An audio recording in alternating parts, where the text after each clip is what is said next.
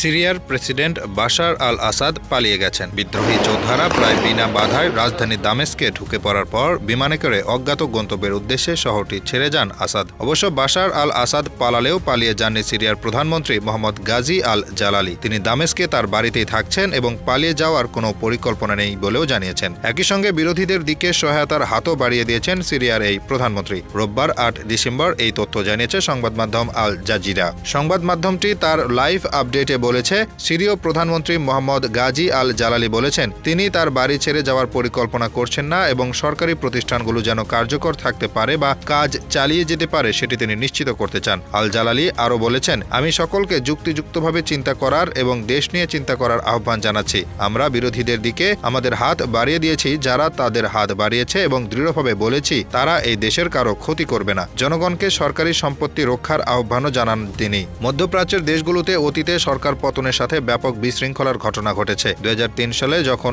American বাহিনী আক্রমণ করে ইরাকি প্রেসিডেন্ট সাদ্দাম হোসেনের পতন ঘটায়, তখন দেশটিতে ব্যাপক অরাজকতা সৃষ্টি হয়েছিল এবং রাষ্ট্রীয় সংস্থার পাশাপাশি বহু সরকারি স্থাপনা থেকে লুটতরাজের ঘটনা ঘটেছিল।